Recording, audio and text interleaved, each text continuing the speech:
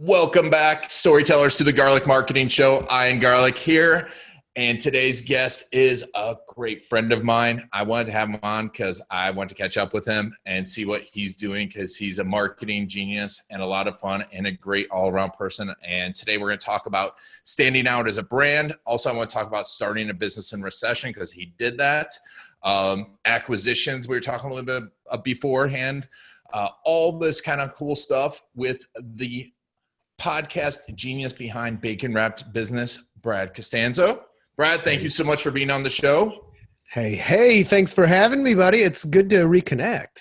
Yeah, and before we get further with Brad, don't forget this is brought to you by storycruise.com, the ultimate resource for finding videographers and editors that know marketing so your business videos don't suck.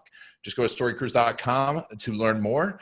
So Mr. Brad Costanzo, so tell me a little bit real quick about how you started your business in the recession, because the last recession, not this one. Oh, back in like 07, 08, right? Yeah, because you did that. I love it. You got to check out his about story, because it's great. It's really well written. And I hate writing about sections. But it's just so important. It's so important. Yeah, exactly. The second most important part of your page, next to your website. Page, right? Yeah. And that's, we do a lot of about videos, but it's a great one. He doesn't have a video on it, but I'm not going to talk about that. But so you started in 2007, 2008.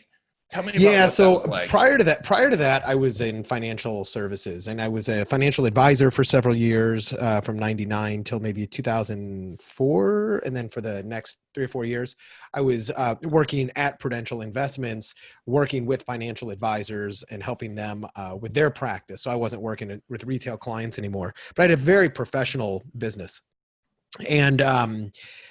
And then in 2007, 2008, that's when I actually got laid off, because things were getting really crazy especially in the financial services markets. And it just so happened that I had read the same month I got laid off, a friend of mine recommended the 4-Hour Workweek to me, and it really opened my eyes. Like a lot of people have been inspired by that book. I wasn't inspired by the idea of getting to work 4 hours a week, or getting rich, or even traveling the world. It was just, for me, I was like, this opened my eyes. I didn't even think about selling, let's say, information or products on the internet and using this new global workforce that we have access to outsource, work, et cetera.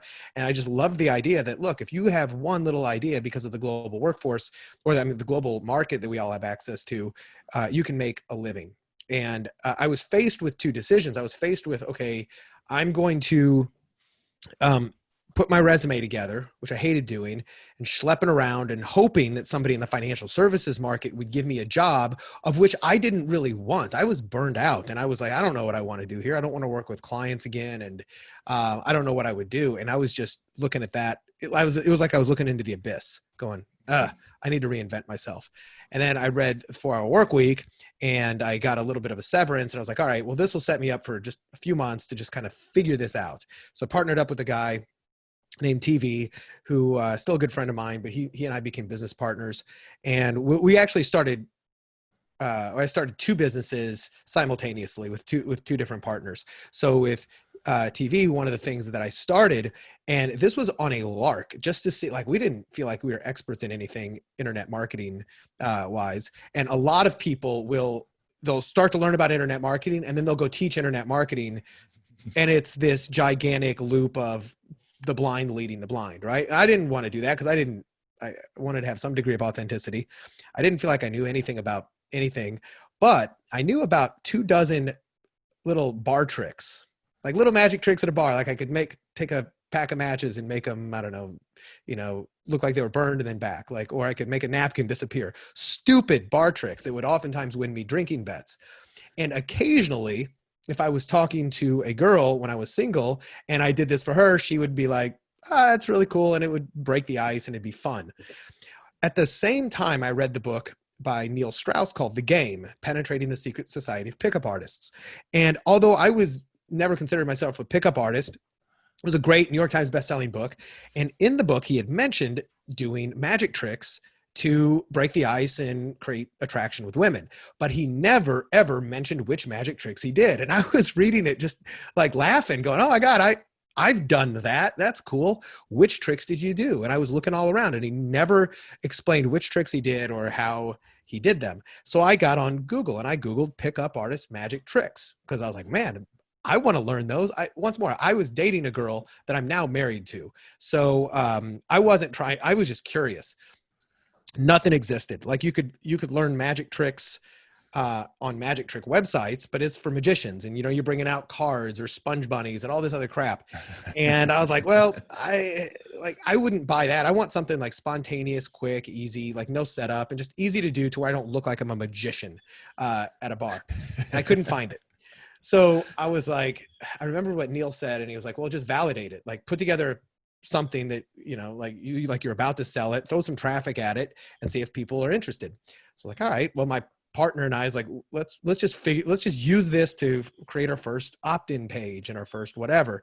And I'd never written sales copy, but I wrote a 1 or 2 pages of a product that I would buy if it existed. And it was like, yeah, you looking to break the ice with women and, have easier ways to talk to them. Like, here's what I've got. I'll put the magic in pickup and the pickup in magic. And it was just kind of fun to write, but I didn't know what I was doing. But I validated it and it validated positively, which means that I threw a bunch of Google AdWords traffic, which I didn't know what I was doing. Spent like $600, but I had like, I don't know, 300 or 400 names of people who had opted in and said, yes, I want to buy that. And that just said, come back soon. We're almost done creating it. But so that was like, all right, crap. I guess I better create this now. By the way, does this remind you of a conversation we had offline? About, let's make sure, like, let's create a catalyst for ourselves to create something, because now we know that somebody wants it. Yeah. Right. And then I think that's so important too, that people are like, they get so stuck in this idea that I have to have everything done before I go sell something. And it's not bad to test out the market. It's not like you're selling it and saying, oh, now I'm going to make it. It's you're saying, hey, are you interested in this? And really give me your email address. And that's really important. Bingo. And then, so at the same time, well, I'll back up to that in a second because it's a funny story. But so the entire time I treated this not as a business, but as a marketing laboratory. I wanted to learn internet marketing and information marketing. And this gave me a vehicle to just kind of have fun with. I put a fake name on it, but I was on the videos, et cetera, and it was fun. And then I started to learn about affiliate marketing. I started to learn about SEO and paid media and all this other stuff. And it was not a runaway best-selling success. It was like, I don't know, probably 11 months from the day I registered the domain to the day I pulled out my first dollar into my pocket, which was $1,500. Woohoo. But I just kept on putting it back in, but it was a slow burn and I was learning the whole way. And it was paying for itself, which is good. And then I ran that for about 5 years. And on the tail end, I wasn't doing much work. I literally was working 4 hours a week on that business, but I sold it to a couple of investors out of New Zealand and they bought it. They ran it into the ground, which I'm kind of happy with, only because, I didn't want my face out there anymore. But I got a nice six-figure sale of the business, and that was cool. And then at the same time, I had a software business where another buddy of mine and I figured out how to reverse engineer the Garmin and TomTom GPS systems. And this is right before iPhones started to come really big, right? Like this is early 2008. And what we did is we found out how to put different voices and celebrity impersonations and characters and stuff like that, giving you turn-by-turn directions. And we called it PIG tones, which stood for politically incorrect GPS tones. So they would be cussing at you, or they'd be doing like Stewie from the Family Guy, giving you directions and whatnot. Got a lot of cease and desist orders from Time Warner. But then the iPhone killed that business. I mean, I remember when I was like, driving in my car and I was using my iPhone for navigation, and I had my Garmin up there with, that was making pretty decent money at the time. And I was like, all right, this business is going to die because I'm not even using my own product. So ran that one into the ground. But And in the process throughout that, I had started other products. I won't go into it. And I had some successes here and failures there. But in all, I learned a lot. So I sold the business and I moved from Dallas to San Diego to start over with my wife.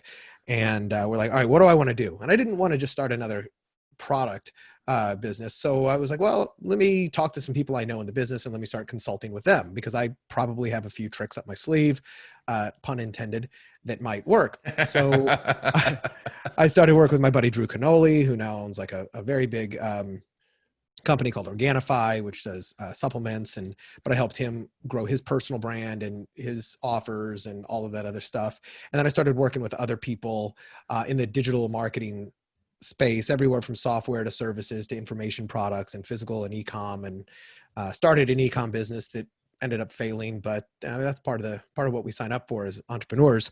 But really in the past, I guess 7.5 years, consulting, executive coaching style stuff has been my primary focus. And I've been fortunate enough to work with some really, really amazing people, from a billionaire named Jesse Itzler to UFC, 5-time UFC champion Frank Shamrock, and Mauro Ranallo, who's the top fight announcer in the world, and some like really cool people, helping them work on channeling the attention they're getting into an actual business model and helping to either reinvent or reignite their personal brand. But then also working with companies who are, as I said, like e-commerce businesses that I just acquired about a quarter of a business called Vitamin Patch Club, and we're going to be trying to scale that up.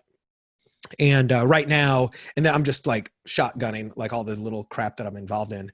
And then right now, a deal who, and I have partnered up, and we are looking to acquire, we're talking to some companies right now to acquire IT security businesses that, serve the local markets.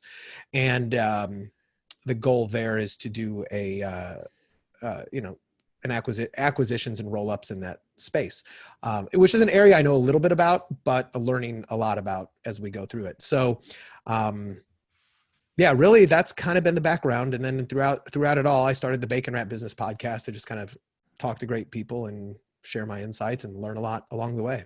Yeah. I mean, podcasts to me is one of the coolest things I've done. And, and it's not because of the way people think they're going to get rich off the podcast. Like, I'm going to sell advertising. I'm like, that's a unicorn. There are people that do that, but there's a lot of ways to enrich yourself. But before we get into that, because you started at a recession, right? Mm-hmm. And you started with nothing, essentially no background knowledge. Let's fast forward to right now. And let's say there's another Brad out there. Maybe they have a business that's in flux. What would you tell them to be learning? What would you tell them to be doing right now to build a business and take advantage of everything that's happening? That's obviously, it's a challenging question to ask because people are in so many different situations. For instance, for some people in the e-com space specifically, the whole COVID issue has been a boon. It's been beneficial because more people are buying things online. So with them, I like ride that wave as long, as hard and long as you can. For other people who've been highly disrupted, one of my clients is a hospitality consultant, and his business got completely obliterated, and he is in the process now of trying to reinvent and figure it out, right? And saying, okay, what was working really well is no longer even a viable thing at the moment, and not even for the foreseeable future. So as I said, those are two total extremes, and then it kind of depends. But I think what is really critical is to get really honest, understanding that the economy has changed and it's not coming back anytime super soon, or at least the old normal is not going to come raging back, overnight. And it's to look at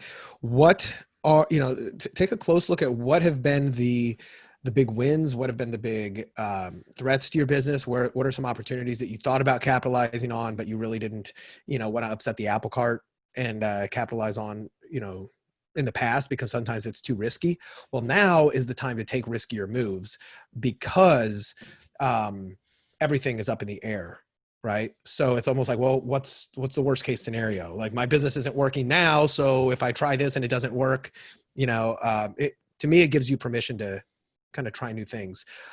If you can, if you're in another situation where you need to just do whatever you can to hang on to like clients, like that's going to be critical right now is double, if you're in the service business, go deep on servicing those clients and doubling up your efforts, because a lot of us know, and if we don't, we should, that keeping a client is 10 times cheaper than getting a new one. New clients are the hardest, most expensive things to get, but a satisfied client, man, it's worth its weight in gold, especially because, the word of mouth and referral.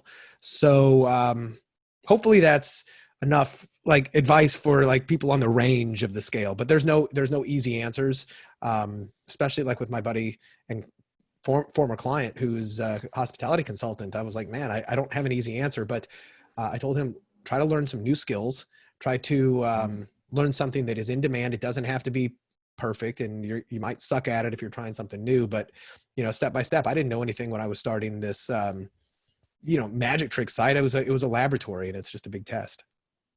But let's say it is that you're going online, you want to sell information or get more service clients.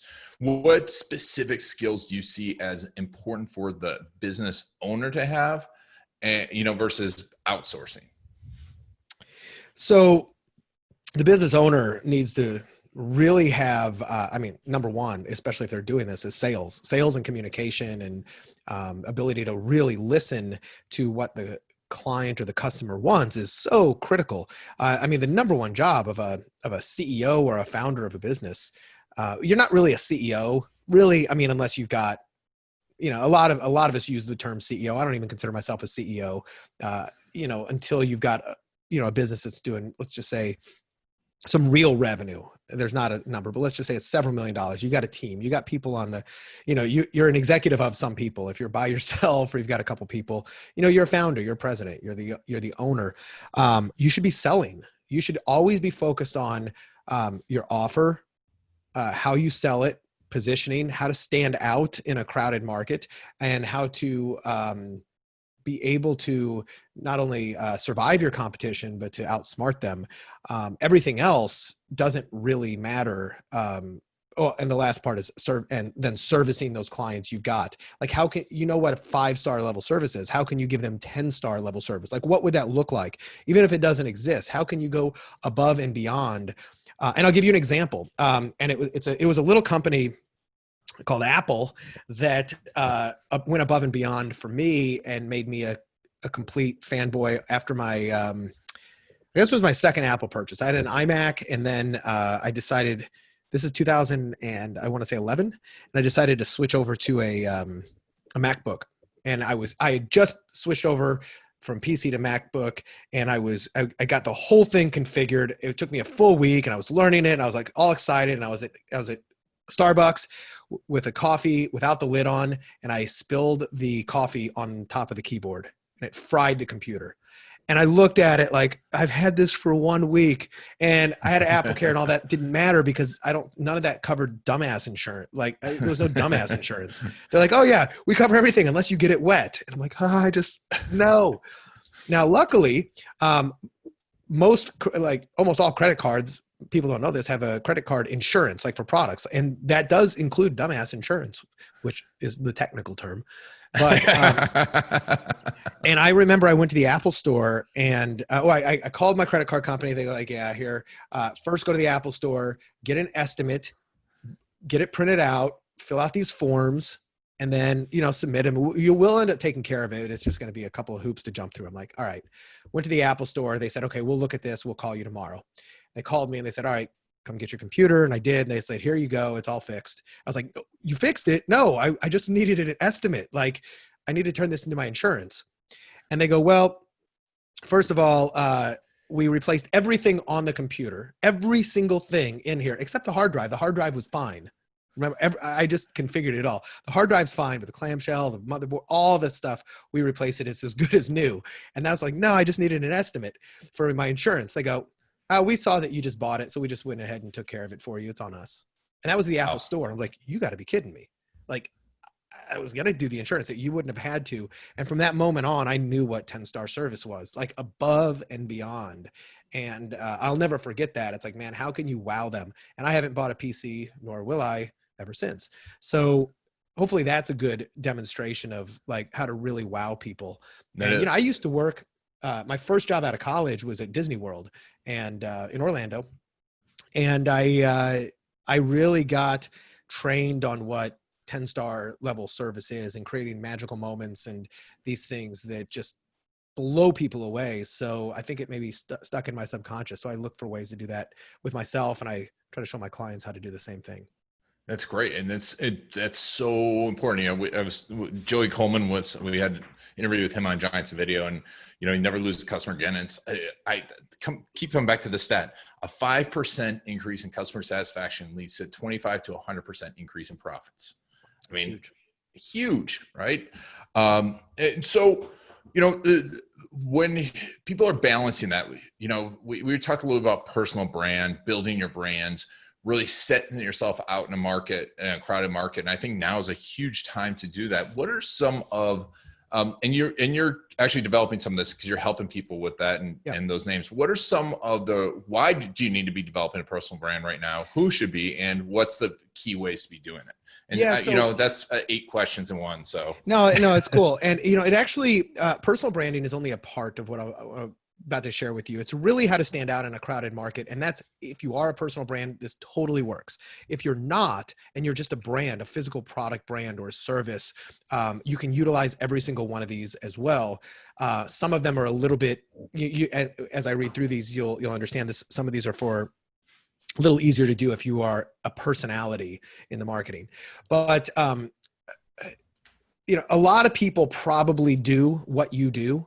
And many people probably even do it better, have more experience. Maybe they have more testimonials and client satisfaction than you. Does that mean you shouldn't compete? No, it just means that you have to compete a little bit smarter, especially these days.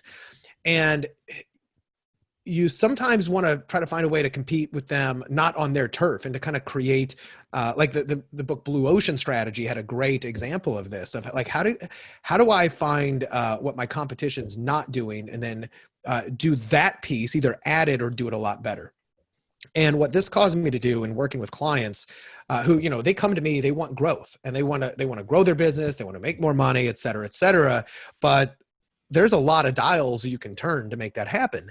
So the very first thing I started to do is assess where they were and what they were doing, and to say, okay, well, how are you standing out right now? Because if you can really stand out, things get a lot easier, and stand out in a positive way. There's a lot of negative ways to stand out. So there are some very typical ways to do this. Like, these are very easy. You can be the cheapest, or you can be the most expensive, right? Like Walmart, everyday low prices. You know, prices can't be beat. You can be the rarest, or you can be the best, like demonstrably the best, like the best, whatever. You can be the most specific, right? You can niche down that you are, you know, you are a consultant for, I don't know, I was going to make something up, but I can't make it up. I think people understand niching down to be in the absolute most specific, to where there's, oh, by the way, teaching magic tricks to pickup artists. Like, that was pretty damn specific. Like, I niched down, right? And that nobody else was doing that. Granted, there wasn't as much traffic as I wanted because nobody else was doing it. Or, you know, like companies have been doing for over 100 years. Spend the most money on advertising awareness, right? You can just blanket TV, radio, internet, et cetera, Coca-Cola, or, you know, Ford, or whatever. You can just be everywhere spending money. Those are the typical ways to do it. But there's some other ways, 7 other ways that, if done correctly, can be very, very powerful. And the key to this is, as I'm reading these off, like, think where you're at. And I think of it as like an equalizer on a stereo. Like, it's really hard to be the top on all areas. Some areas you may not, you know, you may be a 10, some areas you may be a 1, et cetera. But the goal is to say, where can we increase these and what will be better? So the very first thing is social proof and endorsements, right? So social proof is great. It's, you know, do you have a large social media following? Do you have any authoritative endorsements? Do you have glowing testimonials? Maybe, you know, amazing case studies of people who are highly admired, right? And there's a lot of ways to get that, right? You can buy it. A lot of people buy fake Instagram and Facebook followers. You can build it. You can just end up building a big social media following from all the content and great stuff that you produce. And that's, build it / earn it. You can also borrow it. So if I go on, let's say I got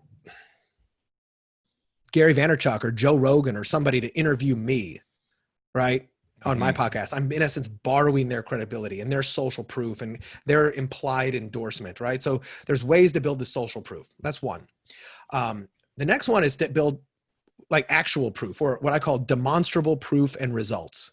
And this is different than social proof because, if you can demonstrate and or document, the effectiveness of your method versus anybody else, people will come to you. And it's like one thing to build a better mousetrap or to say you did, but it's another thing to show all the mouses that it's trapped. And who did a great example of this in the infomercial world was, I think it was Gorilla Glue. You remember that? Oh yeah.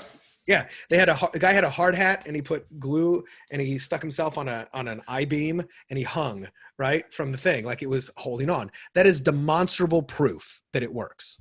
Okay. So if you don't have demonstrable proof, can you get it? Can you showcase your results? Okay. That's number 2. Number 3 is, goodwill. Like how much goodwill are you building out there? And that could be in the form of content marketing, for instance. And it could be, Frank Kern talks about this a lot, which is like help people by actually helping them. If your content gets consumed and applied and it gets them results in advance of ever doing business with you, you're going to have a very warm place in their heart because, man, this guy's free content is great. I wonder what his paid content is like. Having a podcast is like that, right? Like having a blog, social media posts where you're sharing your best stuff. You're not just showing off, but you're helping people without asking anything in return. That's goodwill. And the more goodwill you put out there, the better your reputation is. And people are going to pay attention to you versus the other guy who's keeping all of his stuff behind a paywall. Okay. So if you have an e-commerce business, a great way of that is just, once more, content marketing. Just put out more content about how to help people get what they want. And obviously, if they want a shortcut, they can buy your stuff. Number 4 is the one that most people go to first. And they're like, what's my USP? What's my unique selling proposition? Or my unique mechanism? What's my signature solution or process or plan or philosophy that can be put into place? So what that really is that's a way of describing your product or your service that is, it doesn't have to be unique from everybody else, but it needs to be perceived as unique. And there should be a kind of a big idea behind it. There should be something that makes, it's intellectually stimulating. It provokes curiosity. It's compelling. It's maybe emotionally driven and compelling. A good example of this was P90X. You remember that workout program? Cool. Oh yeah. So P90X had a 2-word big idea, a unique mechanism, which supposedly explained why it was so effective. Do you remember what those 2 words were by any chance? I don't. Okay. You ever heard of muscle confusion? Oh yeah, I do. Cool. I remember. And they're like, you're watching the infomercial. It's like P90X works on the principle of muscle confusion.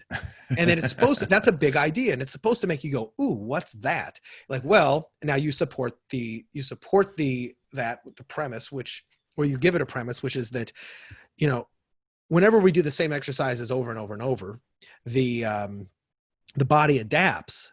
And it gets used to it. When it gets used to it, it doesn't have to work as hard. When it doesn't work as hard, it doesn't burn as many calories.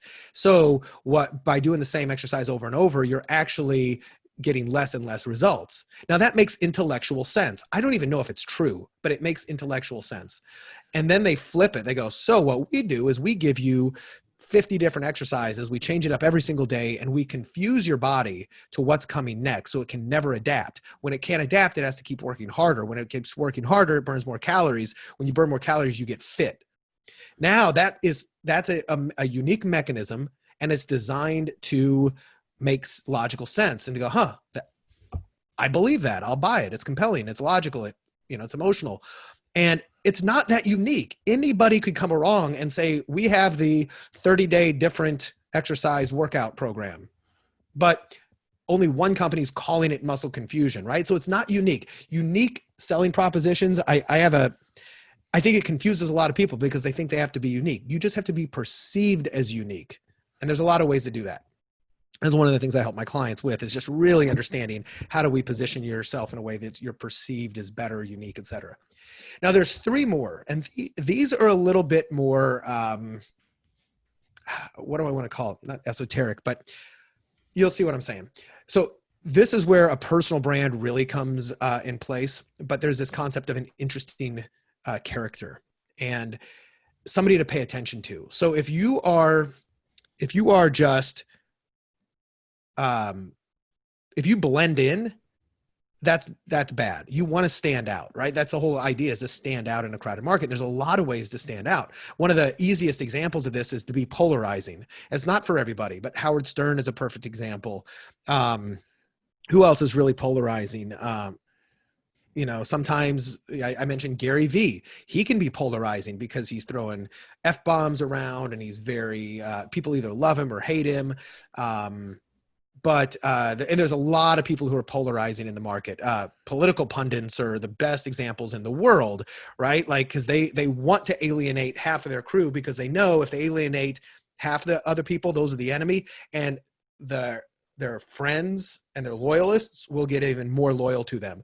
So if you are in the business, like, what can you take a stand against? What can you be really polarizing and just say, screw it, I don't care if I piss people off. But that's also not the only way to be what do you call it? To be interesting. And in fact, polarizing is the easiest, cheapest way to stand out.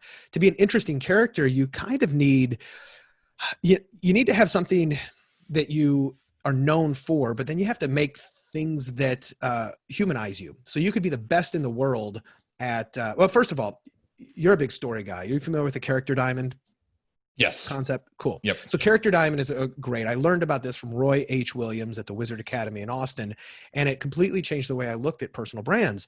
And a perfect example of a character diamond is, Superman is a great example. So Superman is like godlike abilities, right? And if Superman didn't have kryptonite, he would be basically God, right? You can't beat him. You just know kryptonite. But now that he has kryptonite, that creates a weakness. So now we pay attention because we don't know what'll happen. It creates drama. And then the hill he will, die on, they call it in, storytelling. That he stands for truth, justice, and the American way. Those three things make him kind of interesting. But interesting thing about Superman is he didn't really get that interesting and beloved until Christopher Reeves took on the character in the 80s, who is still who I think of as Superman. And one of the most interesting things he did there was, as Clark Kent, he was a bumbling idiot with girls. Right? With Lois Lane. Like, he's Superman. He should have the most swag of anybody, even though he's in disguise. He should be like, man, if you only knew, like, I'm Superman under here. But no, he stumbled and fumbled around in his words, and he was very shy and awkward. And that quirk made him really kind of interesting. So if you're in a personal brand and you're really thinking about what are these opposing forces that I can add in that not only show off some of my superpowers, but also shows off the human side of it and makes people kind of want to pay attention. And it could be everything from a rags to riches story. It could be a major disability that you have. It could be a hobby that you've got, or something that really kind of makes you,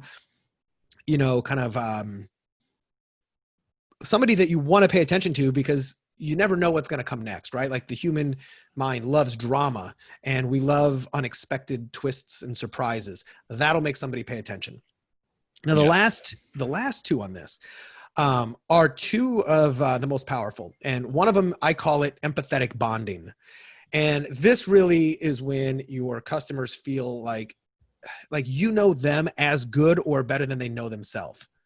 And this is done through copywriting.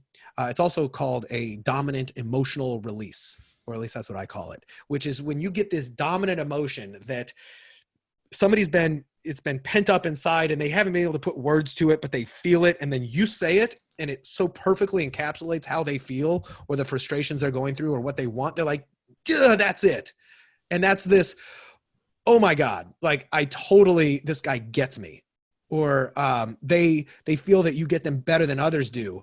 And if they do this, it's a big emotional charge, and they'll feel like you are a member, not only a member of the tribe, but potentially like the leader of the tribe. And this is, once more, it's done through copy and it's done through messaging. And there's a lot of ways to do this. I typically start with the jobs to be done or customer jobs. Like it's an customer value mapping innovation theory made popular by Christian or Clayton Christensen, among other people. And then there is surveys and journey mapping and all of this other stuff, just really getting to know your customer so that you can create this empathetic bond. Now, lastly, and I'm going through these like rather quickly, but hopefully everybody's following. Lastly, and what I think is one of the more powerful things, especially if you are in the business of providing, it could be of providing advice and services or coaching and consulting, but it can be done anywhere. And this is by providing powerful epiphanies and revelations to your customers. An epiphany and a revelation is, it's when you're helping somebody see something in a new way, giving them a new perspective, a paradigm shift. And it often involves shifting their beliefs in one way or another. Now, it's different than just telling somebody something, right? It's different than just saying, this is how it is, right? But if I draw the dots and I give you the pen and I just show you how to connect them, and then when you connect the dots and go, oh my God, I see it. Right? It's this revelation. I've given you this epiphany. I didn't tell you what it is and you just ask you to believe me. I built a case for you to connect those dots.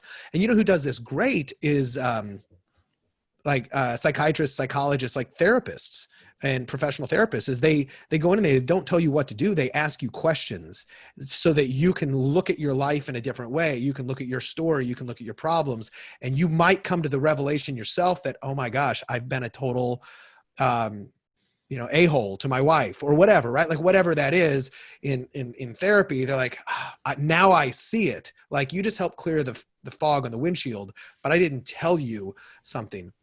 And one of the reasons this is so powerful is it's emotionally charged, and it's exciting when something clicks and we remember emotional events and everything that tied to them. So if I can give you an emotional reaction on something that makes something click, you're going to remember me the whole time that you did this, and you're hopefully going to give me credit. Now, an example of this I mentioned before was the 4-hour work week. Tim talked about all this stuff, about how to, did you know that you could actually do this and do this and do this? Like, did you know? That's kind of like how I remember the book is, oh, wow, this is what I did. And I started to connect the dots like, I wonder if I could do that. And he's like, look, there's this whole global workforce of in India and the Philippines, et cetera. And you can access them for, $5 an hour or less or whatever. And I start thinking, I wonder if that would work for me. So I'm starting to connect the dots.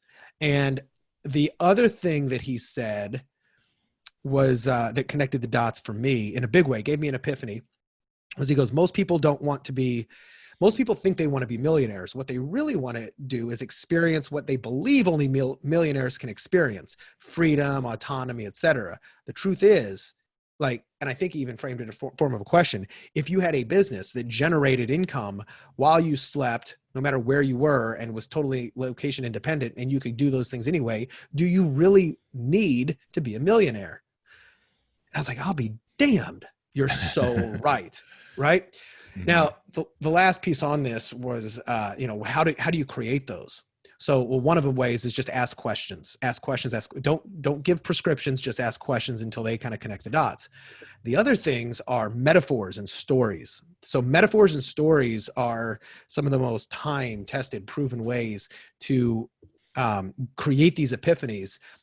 Like, what's the moral of the story? And if you don't have to tell them, but people get it by watching it going, that just changed the way I look at, what I believe is true, et cetera, et cetera.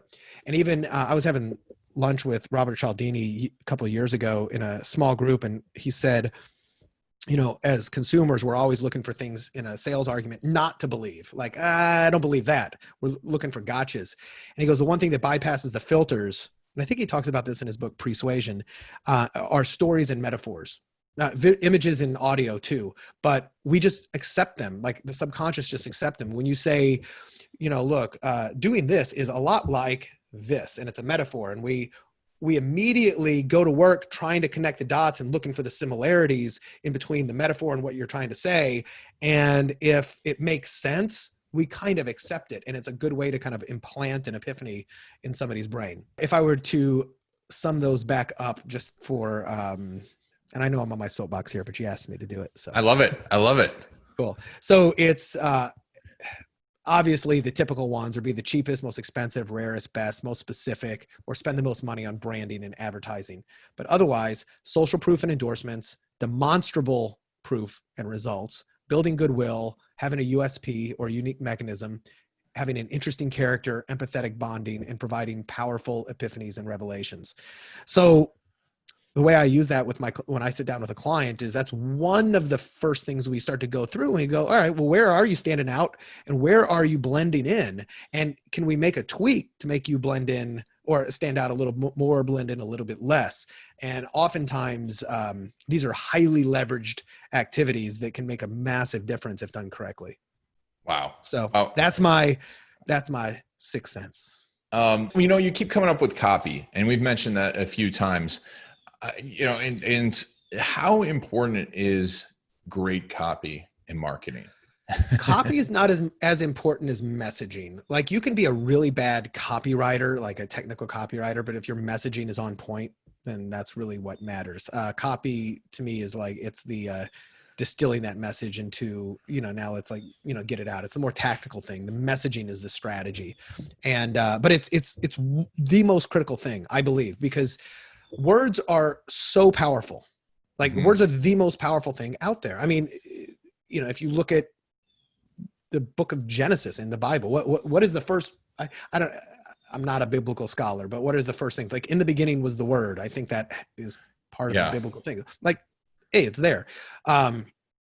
The words have tremendous power and completely subconscious, and the messaging, like the wrong message can derail you. The right message can say so much.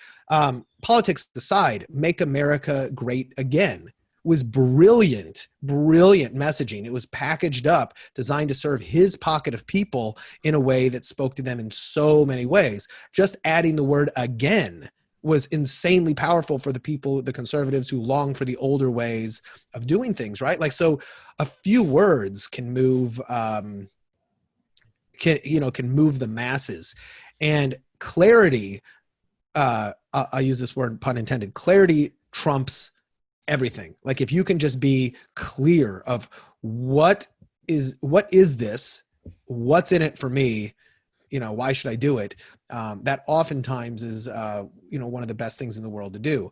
But messaging and copy are so, I believe, critical. Like, massive brands have been built on it. Domino's, 30 minutes or it's free, 30 minutes or less, or it's free. Now, that was their unique selling proposition, which, by the way, that is one of the most often exampled USPs in marketing, branding, case studies. Are like, well, Domino's said 30 minutes or less, or it's free.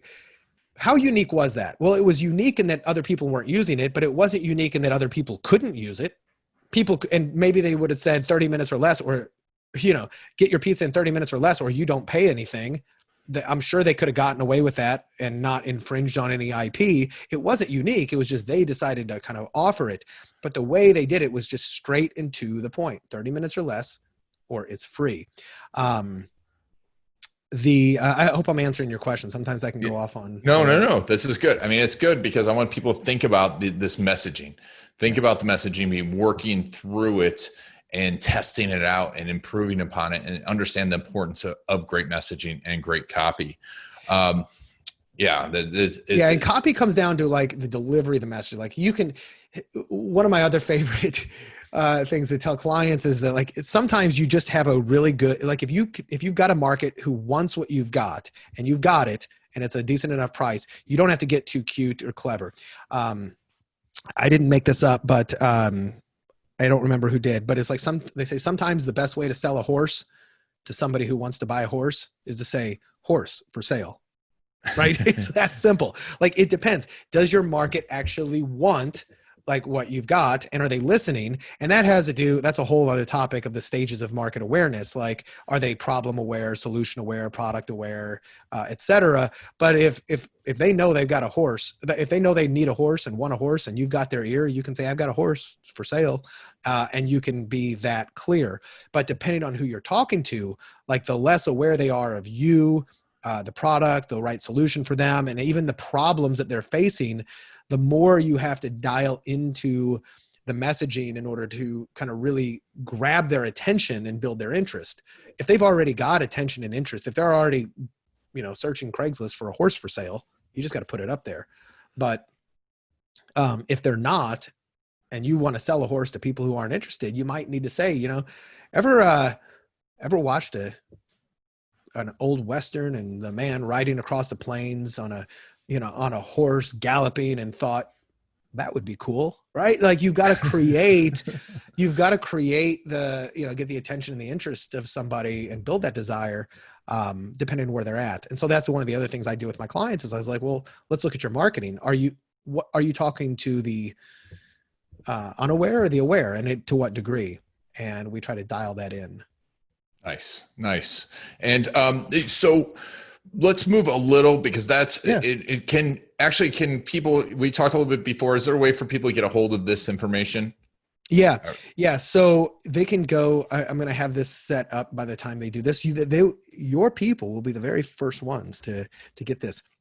But if they go to Brad Costanzo, BradCostanzo.com/standout, right there, /standout.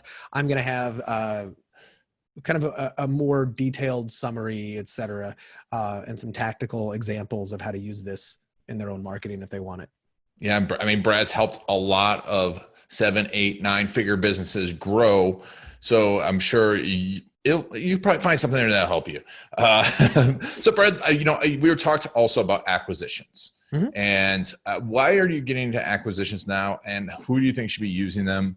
And, what are you learning about them? So acquisitions are, that's a big word, and it sounds kind of like mergers and acquisitions and stuff like that. And it sounds like a very big thing, but it's really not. I mean, it's really, it can be, but it's the concept that I don't have to own it if I can access it is number one. So can I access your, like right now, one of the things I'm doing is I'm acquiring the attention of your listeners, right? Mm-hmm. So I didn't buy it. I didn't buy your show. I didn't need to, but I'm acquiring it. So it's kind of like we made a deal. I agreed to give my time to you in my information. You agreed to give me access to your audience.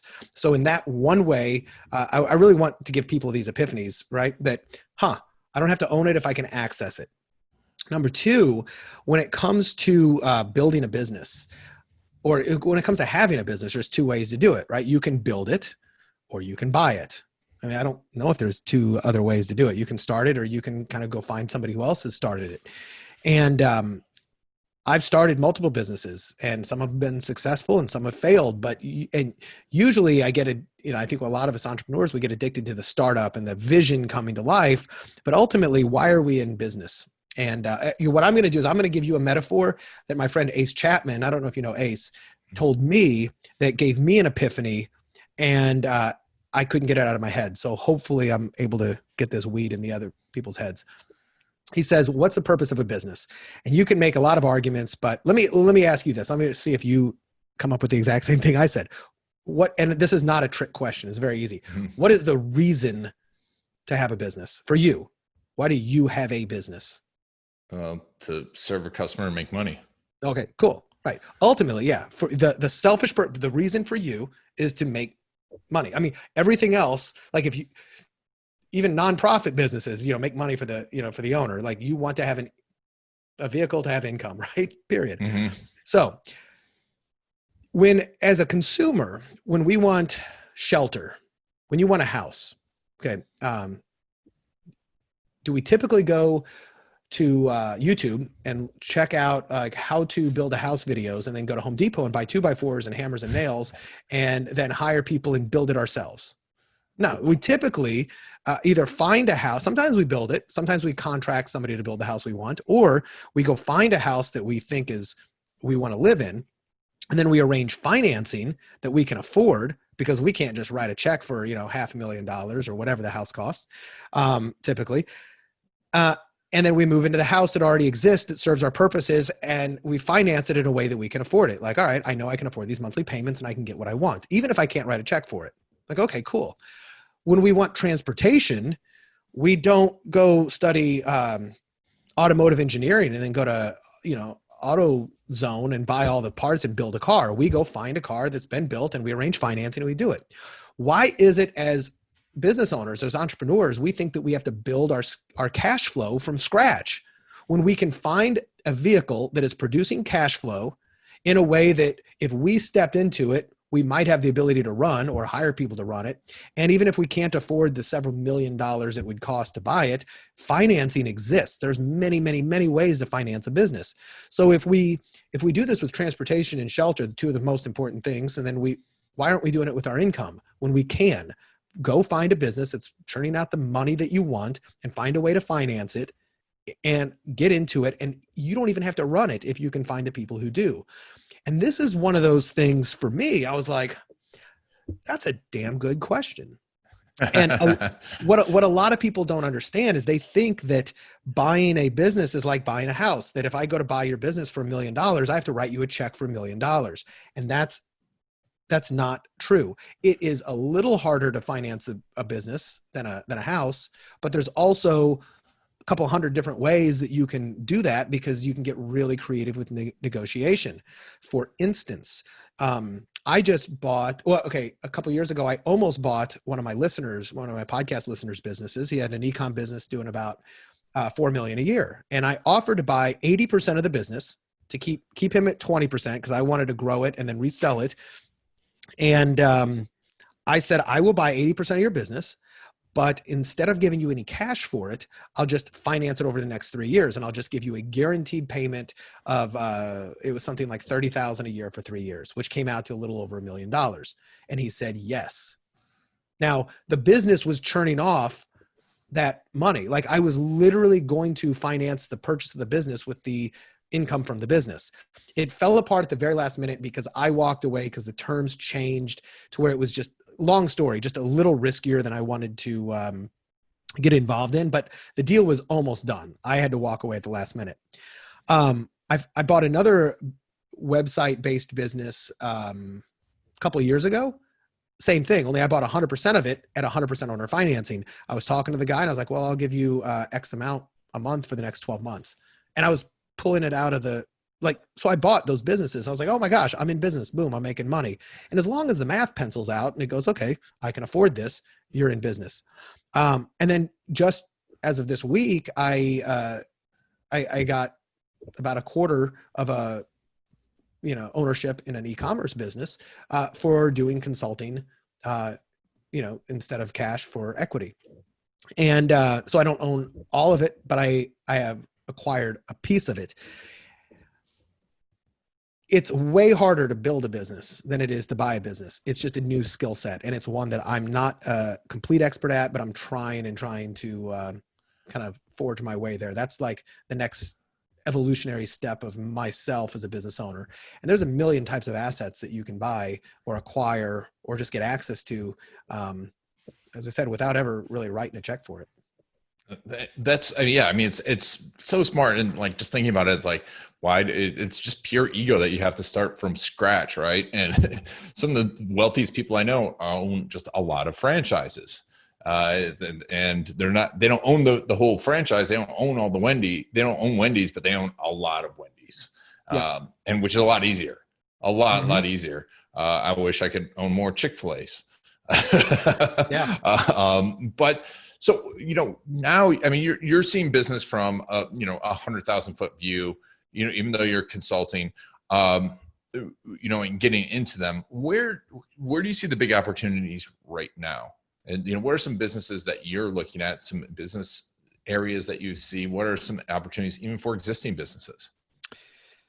So e-commerce is a big opportunity right now for obvious reasons. Less people shopping in person, a lot more people online. I'm pursuing acquisitions and opportunities in the IT service and IT security space for a couple reasons, because it is a relatively essential business. It's undergoing a lot of flux because people are moving to work at home, and there's a lot of opportunities and a lot of companies having to spend capital on things like that, where they may not have been thinking about it in the past, and now they are. So I'm looking for business owners, like, as I said, who run like IT and computer service businesses, who maybe they're great technicians. They're just not really great at growing a business, and they just kind of plateaued. So that's one of the areas I'm looking at. I do believe that consulting and coaching is going through a weird space right now, like good and bad, right? So the bad part is a lot of people are in very uncertain times and not flush with cash at the moment and just trying to figure it out. So a lot of times if they don't really understand the value of what they'll get from a coach or consultant, they'll hold back. But at the same time, the best time for them to, the biggest need for coaching, consulting, and advising is during times of flux and transition, which is a lot of them need it now more than ever, but they don't want it unless you can have really demonstrable, unless you really can convince them that what you've got will dramatically help them out. I think the job is a little bit harder for some people because coaching and consulting oftentimes has an ambiguous ROI. If it works, maybe that's cool, but a lot of people are spending money on essentials right now only.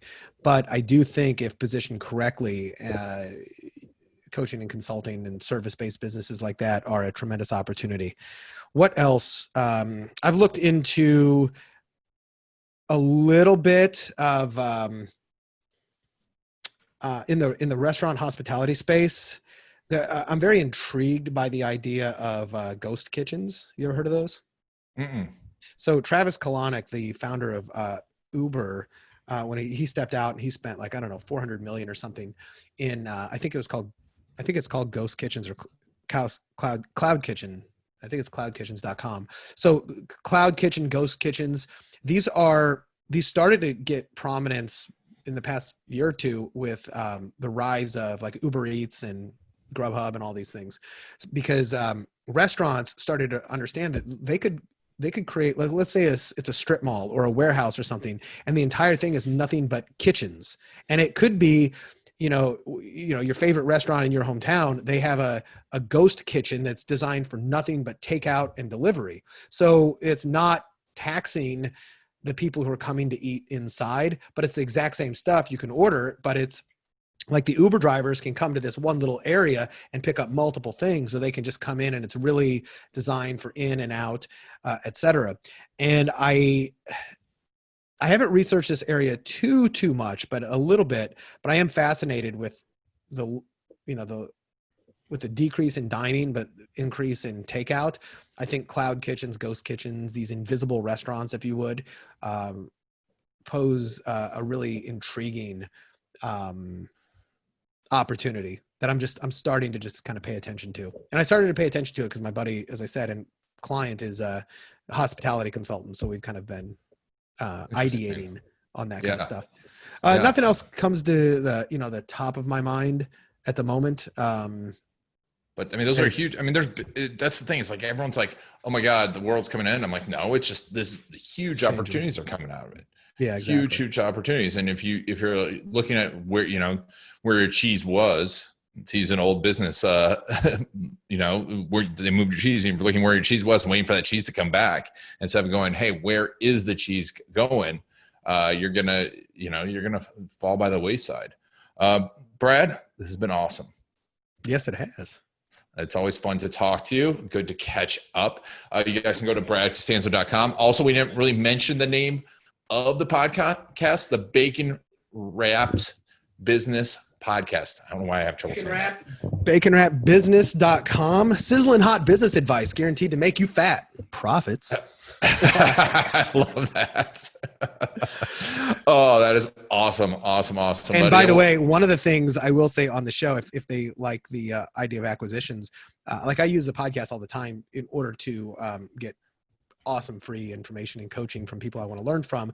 And I've probably done more episodes on creative deal making and acquisitions and buying businesses than almost anything else. They get peppered in, but it's like, I get to, if they ever want to be in like a fly on the wall and eavesdrop on me learning about this stuff, it's a great way to come, hear my process of learning stuff I want to learn about.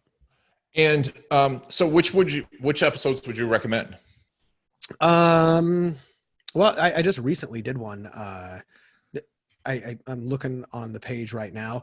So there's one I did with Carl Allen, and let me just see. So Carl Allen and his partner Adam Markley from Dealmaker Wealth Academy had a great one, and they that's maybe the second or third past episode. And I believe that on that episode, I linked to all the previous, I'm just going there. I think I linked to some of the previous episodes. Yep. On the bottom of that. So it's baconwrapbusiness.com/buy business to build wealth. That's just one big thing. And I'll even link that to you if you want. But at the bottom of that page are links to one with Carl Allen, Roland Frazier, Callum Lang, Ace Chapman, Greg Elfrink, Michael Berislawski, Terry Lammers, and there's probably even a couple more that I forgot to put on there. So I go deep on that topic. And that's the best way to learn. I mean, absolutely. You can quickly in 5-6 hours learn and that's what I love about podcasts, is because you can ask the questions that you want to know and get into it, and people will reveal stuff that it's usually behind a paywall, or they only give to their best clients. The stuff I just threw out there about how to stand out in a crowded market, like I don't like, that's some IP that it's taken me years and years to figure out. And I usually charge a lot of money to go over that stuff with my clients. Now, granted, we go over it in a lot more detail, and we work together systematically on how to craft it. So I don't just tell them that. I'm like, okay, now pay me. Mic drop, I'm out. Pay me the money. But yeah, it's not information that just like throw out there. But anyway. Yeah, I appreciate that. And you guys, I mean, that was fantastic advice. Brad has success. I love talking to him. That's why I had him on, but also I knew he'd be, beneficial to you all. But Brad, yeah, this is great. And we'll definitely check that out. We'll make sure to have links to all these things in the show notes. If you're watching this on YouTube, it's down below. If you're not watching this on YouTube, you should watch it on YouTube, because Brad is such a sexy man, besides having that sexy voice. So, yeah, definitely check out the YouTube. If you're listening on the podcast, click on the show notes. But Brad, thank you so much for being on. Thank you, my man. It's a pleasure to be on the show. Appreciate it. Yes. And thank you all for listening to Mr. Brad Costanzo and myself, Ian Garlic. This has been the Garlic Marketing Show, brought to you by storycruise.com. And make sure to do something, take action, and tell Brad what you did. All right. Talk to you soon.